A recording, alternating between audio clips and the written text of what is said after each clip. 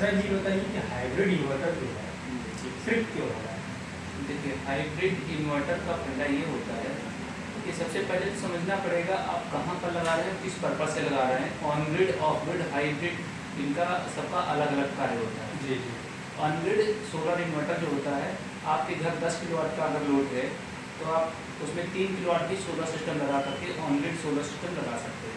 Yes yes. ठीक है। Of grid और हाइब्रिड में उसकी इन्वर्टर की कैपेसिटी हो जाती है, क्राइटेरिया हो जाती है। जैसे मान के चलिए आपने 10 किलोवाट का आपका लोड है और आपने लगाया है 5 किलोवाट का इन्वर्टर, तो वो ट्रिप करेगा ही करेगा, क्योंकि उसकी क्राइटेरिया हो जाती है 5 किलोवाट का आपने लगाया है। 5 KVA और 5 KW में बहुत बड़ा अंतर होता है। 5 KVA का लगाएंगे तो 2-4 किलोवाट के ऊपर नहीं जाएगा। 5 किलोवाट का जी 5 किलोवाट का यदि आप लगाते हैं तो उसकी कैपेसिटी हो गई 5000 वाट। 5000 वाट से ऊपर मान के चलिए 1 वाट भी जाएगा तभी आपका इन्वर्टर ट्रिप हो जाएगा। यानी बैकअप जो है उसका, अगर मान लीजिए फुल लोड जो हम दे रहे हैं उसको, तो अगर फुल लोड हमारे यहाँ मान लीजिए कि 5 किलोवाट पर ही उसको दे रहा है, अगर उससे अधिक लोड एक एलईडी भी अगर हम 7 वाट का यूज अधिक कर रहे हैं बंद हो जाएगा, वो ट्रिप हो जाएगा। यानी उसकी एक लिमिटेशन है कि वो आपका 49 पॉइंट मतलब कि 4999 वाट तक चल सकता है, 5000 तक भी चल सकता है। अगर 5001 वाट हुआ तो ट्रिप कर जाएगा। ये दिक्कत 3 किलोवाट वाले सेटअप में ज़्यादा आ रही है, क्योंकि 3 किलोवाट का जैसे सेटअप लगा हुआ है हाइब्रिड, ऑन ग्रिड लगा हुआ है, तो वो लोग करेंगे हाइब्रिड दे दीजिए। हाइब्रिड जहाँ पे लगाया गया है तो वो लोग क्या करते हैं कि उसी पे समरसेबुल भी चल रहा है, पूरी लाइन कनेक्ट कर दी है, समरसेबुल भी चलाना है, एसी भी चल रही है और कहीं फ्रिज भी चल रही है, तो वो ट्रिप निश्चित करनी ही करनी है, क्योंकि अगर 3 किलोवाट है तो 3000 वाट तक हो गया।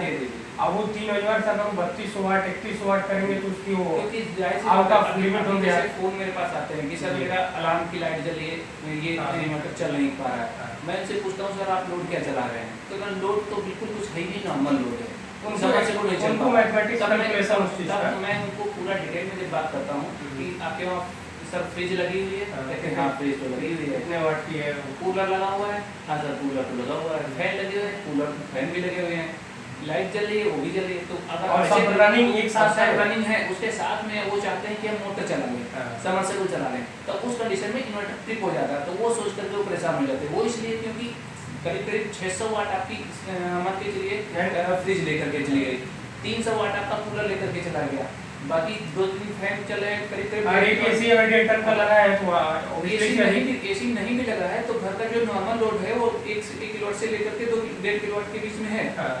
अब वो चाह रहे हैं कि हम समरसेबुल चला लेंगे, क्योंकि उसकी क्राइटेरिया 3000 वाट। अब 3000 वाट से जो इसका स्टार्टिंग करंट जो होता है, जैसे 1 HP का भी समरसेबुल है तो करीब 746 वाट का है, करीब जो है मान के चलिए 1 किलोवाट से ऊपर ही जर्क लोड जर्क लोड अधिक लेता है। उस कंडीशन में वो इन्वर्टर ट्रिप करता है। यदि समरसेबुल चलाना है या फिर एसी चलाना है तो घर का सारा लोड बंद करना रहेगा, उसके बाद में आपका बिजली चल जाएगा।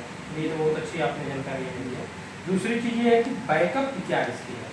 ये अगर हाइब्रिड का हम इन्वर्टर यूज कर रहे हैं तो उसमें हमें कितना बैकअप मिल सकता है? बैकअप का देखिए कैलकुलेशन होता है, आप लीड एसिड बैटरी ले रहे हैं या फिर लिथियम बैटरी ले रहे हैं, उसका एक कैलकुलेशन ये होता है जैसे जितने एएच की मान के चलिए आपका 150 एएच की आपकी बैटरी हो गई, ये मान लीजिए एसिड बैटरी हो गई, लीड एसिड बैटरी हो गई, या अगर जैसे लिथियम डाल रहे हैं तो 100 एएच में हो जाती है। अब कितने वोल्ट में आप ले रहे हैं, लिथियम तो 12 वोल्ट 24 वोल्ट 48 वोल्ट आ रही है, जैसे 3 किलोवाट का आप डालें 24 वोल्ट में है, तो 24 वोल्ट का मतलब ये हो जाता है जैसे 100 एएच का ये आपकी लिथियम बैटरी आ गई, तो लिथियम बैटरी हो गई 100 एएच, हाँ 100 एएच इंटू जो है आपका 24 वोल्ट हो गया 24 वोल्ट, ये हो गया 2400 वाट, माइनस कर दिए 30% क्योंकि डिस्चार्जिंग करंट वो ले लेगा है। इसका जो पावर बैकअप है 1680 वाट उसके अंदर बैकअप है। आप चाहें तो 3 किलोवाट का ऐसे इन्वर्टर लगाए, आप जो है चाहें तो 1 घंटे के अंदर उसको खत्म कर सकते हैं। अगर 100 वाट का लोड डाले तो 16 घंटे चल जाएगा, 1600 वाट का अगर लोड डाल दे रहे हैं 1 घंटे में खत्म हो जाएगा। और अगर 3 किलोवाट का उसकी क्योंकि कैपेसिटी उसकी 3 किलोवाट की है, 3 किलोवाट का डालेंगे तो करीब 30 से 35 मिनट में पूरा डिस्चार्ज कर देगा। यही कैलकुलेशन आपकी लीडरशिप में है। जैसे आपकी 150 एएच की बैटरी है, ठीक, इंटू 2 बैटरी आपने डाल दिया, इंटू 2 कर 24 वोल्ट कर दीजिए, 24 वोल्ट करेंगे तो सेम बैकअप आप इसमें थोड़ा सा बैकअप बढ़ जाता है अगर उस हिसाब से देखें, क्योंकि ये 3600 हो गया, माइनस करेंगे 30%, ये आपका हो गया 2526 वाट। थोड़ा सा ऐसे कैसे बैटरी यूज लीड करते एसिड हैं। में थोड़ा सा बैकअप बढ़ जाएगा। लेकिन लाइफ में अंतर है दोनों में।